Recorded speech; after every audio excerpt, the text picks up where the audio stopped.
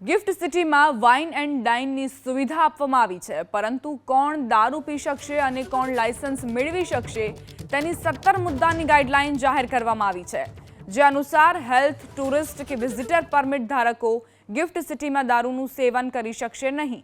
એટલું જ નહીં, લાયસન્સ ધારક કે એક્સેસ ટેમ્પરરી પરમિટ ધારક નશાબંધીના નિયમોનો ભંગ કરશે તો તેની સામે પણ કાયદા પ્રમાણે કાર્યવાહી કરવામાં આવશે.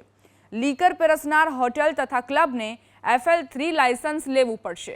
ગિફ્ટ સિટીના અધિકૃત અધિકારીઓ જ પરમિટ આપશે. અધિકૃત રીતે કામ કરતા જ કર્મચારીઓ અને અધિકૃત મુલાકાતીઓ જ દારૂનું સેવન કરી શકશે. FL3 લાયસન્સ હેઠળ અધિકૃત કરેલ વિસ્તારમાં જ દારૂનું સેવન કરી શકાશે. સમગ્ર વિસ્તારને CCTV સર્વેલન્સ હેઠળ રાખવાનો રહેશે.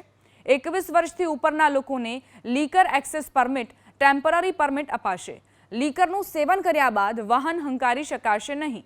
પરમિટ અંગેના દસ્તાવેજો પોતાની સાથે રાખવાના રહેશે.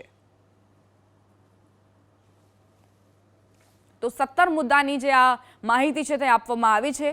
ગિફ્ટ સિટી અંદર કોણ દારૂનું સેવન કરી શકશે, કોણ નહીં કરી શકે તેની પણ જાણકારી આપવામાં આવી છે.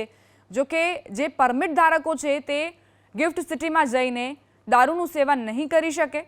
હા, પરંતુ ત્યાં જે આવતા મુલાકાતીઓ છે તેમને જો પરમિટ આપવામાં આવશે તો તેઓ સેવન કરી શકશે.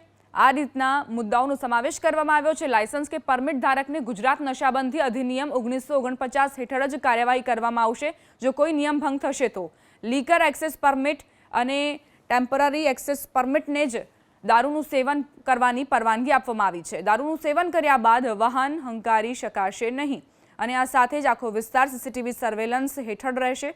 પરમિટ અંગેના દસ્તાવેજો પોતાની સાથે રાખવાના રહેશે. કેન્દ્ર રાજ્ય સરકારના પ્રવર્તમાન કાયદાનું પાલન પણ કરવાનું રહેશે.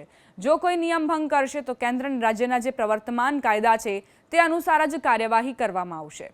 તો આ રીતે આ તમામ કાળજી લેવાની રહેશે.